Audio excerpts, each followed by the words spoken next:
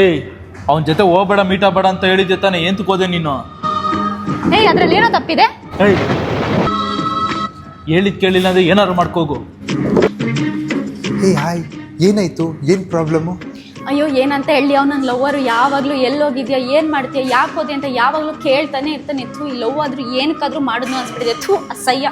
Madam ನಿಮ್ಮೊಂದು ಮಾತು ಹೇಳ, ಅವ್ನು ನಿಮ್ಮನ್ನ ನಿಜವಾಗೂ ಪ್ರೀತಿ ಮಾಡ್ತಿದ್ದಾನೆ. ಅವ್ನು ನಿಮ್ಮನ್ನ ನಿಜವಾಗೂ ಪ್ರೀತಿ ಮಾಡ್ತಿರೋದಕ್ಕೆ ನೀವು ಎಲ್ಲೋಗಿದ್ಯಾ, ಏನು ಮಾಡ್ತಿದ್ಯಾ, ಯಾಕೆ ಹೋದೆ ಅಂತ ಕೇಳೋದು. ಅವ್ನು ನಿಮ್ಮನ್ನ ಪ್ರೀತಿನೇ ಮಾಡ್ತಿಲ್ಲ ಅಂದರೆ ನೀವು ಯಾವನ ಜೊತೆ ಯಾರು ಹೋಗು, ಎಲ್ಲಾದ್ರೂ ಹೋಗು ಅಂತ ನಿಮ್ಮನ್ನ ಫ್ರೀಯಾಗಿ ಬಿಟ್ಬಿಡ್ತಿದ್ದ.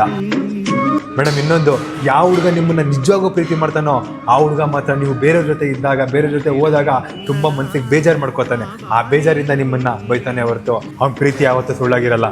ಯಾವತ್ತೂ ಆ ಥರದ ಪ್ರೀತಿನ ಲೈಫಲ್ಲಿ ಕಳ್ಕೊಳಕ್ಕೆ ಹೋಗಬೇಡಿ. ಐ ಆಮ್ ಸಾರಿ, ಮತ್ತೆ ಈ ಥರ ಮಾಡಲ್ಲ. ಪ್ರೀತಿಲಿ ನಿಮ್ಗೆ ಯಾರು ಇಷ್ಟ ಆಗಿರ್ತಾರೋ ಅವ್ರಿಗೆ ಇಷ್ಟ ಆಗೋ ಥರ ನಡ್ಕೊಳ್ಳಿ.